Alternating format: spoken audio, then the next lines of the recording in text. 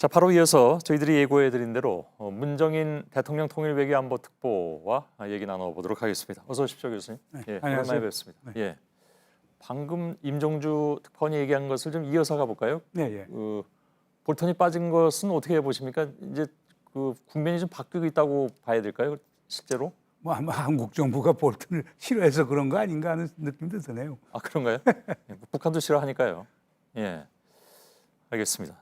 답변이 너무 짧으셔서. 글쎄요, 그 워싱턴에서는 오늘 저 어디 나온 기사를 보니까 이방카가 너무 좀 나선다라는 비판이 워싱턴에서는 있다고 했는데 들리는 바로는 이번 회담을 성사시키는데 그 뒤에서 이방카가 한 역할이 무시할 수 없을 정도로 있다라는 얘기가 있습니다. 혹시 관련해서 들으신 얘기라든가 판단하신 바는요? 글쎄 오늘 워싱턴 포스트에도 이번 판문점 이벤트를 만드는데 이방카가 큰 역할을 했다는 이런 보도가 나왔죠. 예. 그리고 어제 이제 트럼프 대통령이 오산 그 미 공군 기지에서 그 마이크 폼페오하고 이방카 두 분을 그 연단 위에 올려놓고 이제 아주 뭐 농담도 곁들이더군요. 뭐 칭찬을 해주고 한 걸로 봐서는 이방카의 역할이 분명히 있지 않았는가 생각이 되는데, 근데 그걸 떠나서요. 작년 4월에 이제 제 1차 북미 정상회담을 어디서 하느냐는 논쟁이 많이 벌어졌었거든요. 뭐 그래서 뭐 하노이다, 싱가포르다, 뭐 유럽의 특정 국가의 얘기 나왔었는데, 그때 한국 정부에서는 상당히 이제 판문점에 서길 바랬었죠. 그래서 북미 정상회담 끝난 다음에 남북미 정상회담하면 상당히 좋을 것 같다는 그런 의견을 미 측에 전달을 했고, 아마 그게 트럼프 대통령에도 전달이 됐다고 저는 알고 있습니다. 그 과정에서 그걸 이방카가 전달했다라는. 글쎄 얘기. 그거는 뭐 그거에 대한 설이 여러 가지 있는데 어떻든 간에 그래서 판문점이 그 리얼리티 쇼적 측면에서 그 트럼프 대통령의 어떤 위상을 높여줄 수 있다라고 하는 그런 것이 각인되지 않았는가 하는 생각이 들어서요. 이번 아마 오사카 G20이 왔을 때 서울 방문하면서 판문점을 선택한 거 아닌가 하는 그런 추론이 가능할 것 같습니다. 판문점에서 열리도록 하는데 우리 정부가 지속적으로 예를 들어서 설득을 하는 과정이라든가 이런 것들이 있었습니까? 작년 4월에는 뭐 여러 경로를 통해서 우리 정부 측에서 미국 측에 판문점이 상당히 최적일 것 같다. 그래서 그럼 그때도 얘기가 이미 나오긴 했습니다. 그때 많이 나왔었죠. 그리고 트럼프 대통령 스스로가 판문점을 갑자기 이제 대안으로 꺼낸 것도 그런 과정에서 나타난 것 아닌가 생각이 됩니다. 그 김정은 위원장의 말을 들어보면 트위터 제안이 뭐 갑작스러웠던 건 맞는 것 같은데, 근데 그게 실제로 그렇게 하루 만에 일어날 수 있는 일이냐, 이런 일들이. 그래서 그 전에 있어왔던 작업이랄까, 이런 것들에 대한 얘기는 혹시 들으신 바가 없으신지? 글쎄요, 그건 뭐 그냥 상식적으로요. 기본적으로 친서 교환이 있었죠. 그리고 친서 교환을 통해서 서로 북한과 미국이 서로 대화하고 싶다는 의지를 강력히 표명했고요. 특히 북측 입장은 결국에 톱다운 어프로치를 해야 되게 되는 거니까요. 톱다운 어프로치를 해서 현 교착 국면을 풀어나가려고 하면은 결국 트럼프 대통령하고 그 회동이 상봉이 또 필연적일 것이고, 이런 맥락 속에서 그 트위터는 하나의 트리거 역할을 한 것이고, 그런 일련의 과정 속에서 북미 정상 간 상봉의 여건들이 성숙되지 않았는가 생각됩니다. 물론 이제 여기서 간과할 수 없는 것은 트럼프 미 대통령이 내년에 이제 선거를 앞두고 있다는 것이고, 그래서 뭐 일반적인 평가이긴 합니다만, 분석이긴 합니다만은 선거를 앞두고 당연히 이 이벤트를 잘 활용하는 것이다. 어느 정도 효과를 거뒀다고 판단하십니까? 글쎄, 미국인은 지인 저에게 이제 이메일을 보내왔는데 바로 판문점 그 이벤트가 벌어질 그 즈음에 민주당 대선 후보 TV 토론이 있었답니다. 그것이 결국에 판문점 행사 중계 때문에 완전히 빛이 갔다라고 하는 얘기를 하면서 정치적으로 결국 하노이 정상회담 할 때 마이클 코헨 청문회를 낸시 펠로시 하원 의장이 주도해서 열었지 않습니까? 그래서 이제 그 한 방을 얻어맞았다라고 하면은 일종의 복수. 이번에는 일종의 그렇게 복수를 했다는 얘기가 예. 나오는데요. 근데 그 시간까지 계산했을까요? 그걸 떠나서도요. 근데 예. 기본적으로 트럼프 대통령 입장에서는 그런 국내 정치적인 운신의 폭을 넓히는데도 뭐 이용할 수 있겠지만은 예. 우선 그 현재 북핵 교착 상태가 해결이 돼야 트럼프 대통령의 정치적 운신의 폭도 넓어지는 거거든요. 예. 그러니까 그런 의미도 이제 분명히 있었고요. 그 다음에 또 우리 남북 관계가 지금 교착 상태에 있다는 걸 트럼프 대통령이 잘 아니까 또 예. 이런 기회를 통해서 남북 간의 어떤 관계 개선의 어떤 모멘텀도 마련해 주려고 하는 것 아닌가. 그러니까 일석삼조라고 얘기할 수가 있겠죠. 예. 반대로 이제 김정은 국무위원장의 경우에 글쎄 어저께 뭐 트럼프 미 대통령이 만일에 안 왔으면 자신이 민망했을 뻔했다라고 얘기는 했으나 거기를 안 오리라고 생각한 사람도 그렇게 많지는 않았습니다. 뭐 오긴 오겠지라고 했는데 물론 올 때도 본인이 또 원하는 바가 있으니까 오는 것일 테고요. 분명히 얻은 것이 또 있을 텐데 그건 뭐라고 보십니까? 글쎄 우선 지난 2월 27일, 28일 하노이 2차 북미 정상회담에서 상당한 타격을 받은 건 분명한 사실이거든요. 후일담이 많이 나왔죠. 그러니까 하노이 충격을 극복하는데 예. 상당히 큰 도움이 되지 않았는가 생각이 됩니다. 그리고 그것도 다른 사람이 아니고 예. 세계의 최강의 국가라고 하는 미국의 대통령이 먼저 만남을 요청했다라고 하는 점에서는 김정은 위원장으로서는 국내 정치적 입지가 상당히 좋아지겠죠. 예, 그것도 잘 이용을 하겠죠. 네. 오늘 나온 보도도 보면 그런 것 같고요. 그런 면에서 글쎄 어제 그 만남이 뭐 여러 가지 극적 효과를 거둔 것은 틀림이 없어 보이는데 특히 이제 두 사람이 서로 쌓여있던 일종의 특히 이제 김정은 위원장한테 쌓여있던 일종의 트라우마랄까 그런 것들은 지금 오늘 북측의 보도를 보면 완전히 해소된 것 같긴 합니다. 이제 두고 봐야 되겠죠. 뭐 예. 과정에 있기 때문에요. 예, 그러니까 이제 뭐 두 정상이 이제 합의를 한 거는 2, 3주 이내에 실무 협상을 재개하기로 했으니까요. 예. 실무 협상을 통해서 구체적 진전이 있었을 때 예, 북이 원하는 걸 지금 얻을 수 있는 것이기 때문에 지금은 조금 시기상조 아닌가 생각이 그렇겠죠. 됩니다. 제가 결국에- 이제 그 트라우마를 극복했다는 것은 물론 이제 실무 협상을 해봐야 되는데 적어도 하노이 직전의 상황까지의 심적 상태로는 갈 수 있었던 것이 아닌가 이번 만남을 통해서. 이런 건 있었을 것 같아요. 예, 우리가 그때 하노이 상황을 복기를 해보면은 예, 하노이에서 트럼프 대통령이 결국 박차고 나온 셈이거든요. 뭐냐면 김정은 위원장은 더 소위 협의를 하고 싶었을 예, 때 예. 결국에 자 우리 그 노란 봉투에 넣은 자 우리가 원하는 핵 화생 무기 미사일 이거 전부 폐기하라. 예. 그럼 북한 경제 밝은 미래를 보장해주겠다고 해놓고 던지고 나온 거거든요. 예, 그 후에 트럼프 대통령의 행보를 보면은 예. 그 김정은 위원장에 대해서 상당히 미안하게 생각하는 게 많았던 것 같아요. 우선 어떤 면에서 그랬습니까? 그러니까 가령 예를 들어서 나는 지금도 김정은 위원장에 대해서 변치 않은 신뢰를 갖고 있다. 나는 좋은 관계에 있다. 예, 나는 대화를 하고 싶다. 계속 이런 메시지를 보냈거든요.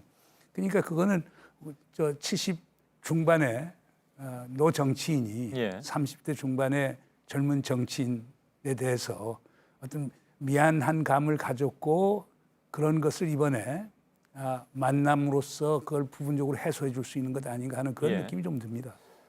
근데 역시 근본적인 것은 뭐 조금 아까 저희들이 그 미국 전문가들의 답변을 통해서 듣긴 했으나 미국의 이번 그 비핵화 협상에 임하는 전략이 근본적으로 혹은 부분적으로 변하는 것이냐 변하지 않는 것이냐 하는 것에 상당 부분 달려 있겠죠. 예를 들어서 일괄 타결로 가겠다고 계속 한다면 여전히 좀 어려운 그런 상황이 될 것 같고 그 부분에 있어서 미국의 전략 변화가 실제로 있다고 보십니까? 제가 지난 6월 19일 날 예. 미국 아틀란틱 카운슬에서 한 회의에 참석을 했었어요. 예. 그때 스티브 비건 특사도 왔는데 예. 스티브 비건 특사가 상당히 재미있는 발언을 두 가지를 했어요. 예. 하나는 미국이나 북한이나 보다 유연한 자세를 취할 필요가 있다.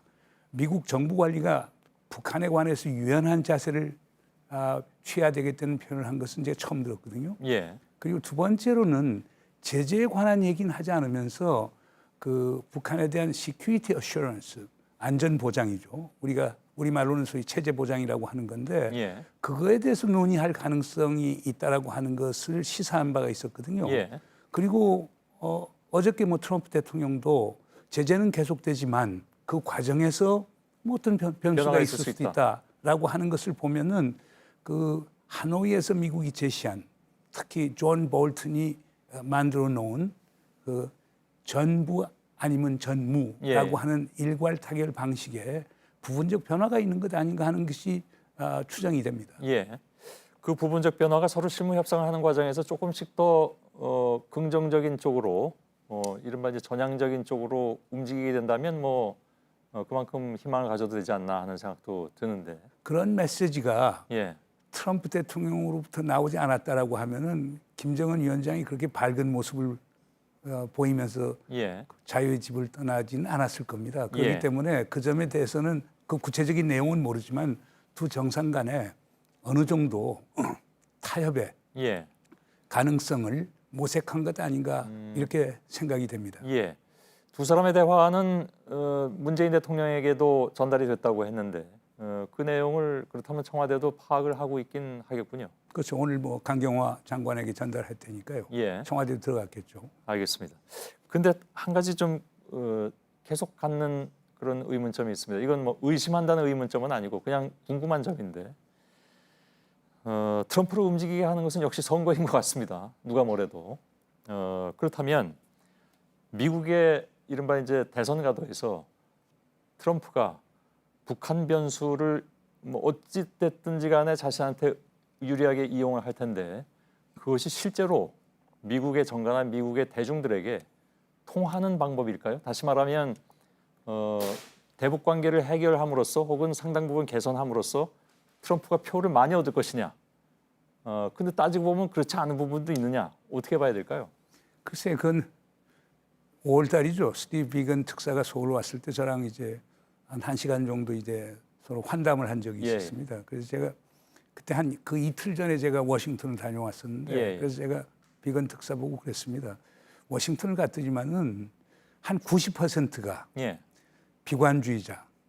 대북 관계 그러니까, 비핵화에 대해서. 비핵화 협상의 전망에 대해서 90%가 비관주의자, 회의주의자, 냉소주의자더라. 예. 그중에 한 10% 정도가 낙관적 전망을 가졌는데 그 10% 중에서도 9%는 조심스러운 낙관론을 펴고 예. 한 1% 정도가 잘 될 거라고 하는 낙관론을 갖더라. 이렇게 그러면 했더니만 그렇게 얘기했더니만 스티브 비건이 뭐라고 하냐면 자기하고 그 옆에 이제 알렉스 옹과 이제 앨리슨 후커 그 같이 있던 예. 자기 팀들 이 우리 모두는 낙관론자다. 그러면서 1%에 속한다. 예. 그러면서 한 가지 더 얘기를 하더라고요. 프레지던트 트럼프가 그 1% 속한다고 그런가요? 얘기를 하더라고요. 예. 그러니까 그런 점에서 본다면은 아마 트럼프 대통령 그게 본인이 이제 사업을 하면서 뭐 갖는 감일런지 모르지만은 협상을 통해서 북한 핵을 문제를 해결할 수 있다라고는 예. 낙관론을 갖고 있는 것 같습니다. 그러니까 지금 말씀하신 99%의 뭐 냉소든 비관이든 아니면 신중론이든 그 사람들이 그렇다면 실제로 트럼프의 생각대로 비핵화 부분이 상당 부분 개선됐을 경우에는 매우 우호적인 것으로 돌아선다라는 믿음이 있는 모양이죠. 저는 그렇게 봅니다. 왜냐하면 예. 우선 당장 정말 북한이 말이죠. 뭐 그 풍계리 핵실험장 폐기한데 예. 뭐 국제 사찰단을 초청한다든가 예. 그다음에 평양선언 5조 1항에서 약속했던 동창리 예. 미사일 엔진 실험 시설이라든가 발사대를 선제적으로 폐기하고 예. 그러면서 영변 핵시설에 대한 전면 폐기로 들어간다라고 하는 것. 예. 그리고 그걸 행동으로 보일 경우에는요. 그 트럼프 대통령이 원하는 빅딜을 얻지 못한다고 하더라도 예. 미국의 전반적인 평가는 상당히 긍정적 평가를 할 것으로 그럼 저는 지난번에 알고 있습니다. 볼턴이 얘기했던 대로 영변 플러스 알파 당신들 더 숨겨놓은 게 있지 않느냐라는 내용. 뭐 사실 그것 때문에 이제 상당 부분 결렬된 그 이유를 따지는데 어저께 판문점의 두 사람의 회담에서 혹시 그런 부분이 논의가 되면서 미국 입장에서 혹은 북한 입장에서 한 발짝씩 더 뭐 내놓을 것, 다시 말해서 한 발짝씩 더 양보할 것이 논의가 됐을까요? 글쎄 그에 대해서는 제가 이제 추정하기가 어려운데요. 예. 그러나 이제 우리가 뭐에 주목해야 되느냐면요. 2월 28일 한밤에 그 리용호 외무상이 예. 기자회견을 했었어요. 그때 이제 그 트럼프 대통령이 발언에 대해서 수정을 가면서 어떤 얘기를 했었느냐면요. 예. 그 자기들이 제의한 영변 핵시설을 전면적이고 영구적으로 폐기하는 예. 한 경우에 그리고 미국이 그에 대한 상응 조치를 했을 때는 그 과정을 통해서 신뢰가 쌓이게 되면 추가 조치를 할 수 있다고 얘기를 한 적이 있거든요. 예, 예. 저는 그 리용호가 얘기하는 추가 조치와 그 다음에 미국에서 얘기하는 플러스 알파라고 하는 게 접점이 좀 있을 수 있다고 봅니다. 예, 그래서 예. 제가 볼 때는 영변 플러스 알파에서 영변 D를 통해서 북미 간의 신뢰가 쌓이게 되면은 예. 알파 문제는 얼마든지 이제 논의할 수 있는데 하나 여기서 주의할 게 있습니다. 그것은 뭐냐면 입증의 책임은 미국과 우리 측에 있는 겁니다. 예. 북의 입장에서는 감추려고 그러겠죠. 뭐 그러겠죠. 그러니까 우리가 확실한 정보와 데이터를 갖고 북이 소위 거부할 수 없는 예. 그런 그 증거를 갖고 북과 이제 토의를 해 나가야 되겠죠. 그러면서 북이 거기에 자발적으로 협력할 수 있도록 만드는 게 그게 앞으로 어떤 외교적 노력이 어떤 중요한 부분이 아닌가 생각이 됩니다. 예. 알겠습니다. 마칠 텐데요. 네. 짤막하게 한 가지만. 그래서 이제 4차 회담이라고 불러야 되는데 앞으로 열릴 회담은 언제쯤 가능할 것으로 예상을 하십니까? 글쎄 예단하기엔 쉽지는 않을 것 같은데요. 그러니까 그랬을 것 같습니다. 예. 왜냐하면 실무 협상을 통해서 구체적인 진전이 있었을 때 예. 그리고 다음 정상회담이라고 하는 것은요. 북미 간의 합의를 보고 타결하고 예. 이제 구체적 행동으로 들어가는 단계이기 때문에 예. 그 4차 북미 정상회담을 예단하기는 상당히 그렇겠죠. 어렵다고 예. 생각합니다. 이제 다시 결렬되는 정상회담은 있을 수가 없는 상황이기 때문에. 저는 그건 아니라고 보고요. 예, 예. 이번에 하나 좋은 점은 그래도 톱다운이 작동을 한다. 예. 이렇게 두 정상이 만나니까 지금까지 교착 상태를 극복할 수 있기 때문에 그건 상당히 희망적 대목이라고 봅니다. 예. 알겠습니다. 오늘 여기까지 말씀 듣겠습니다. 말씀 잘 들었습니다. 네, 예. 예. 문정인 특보였습니다.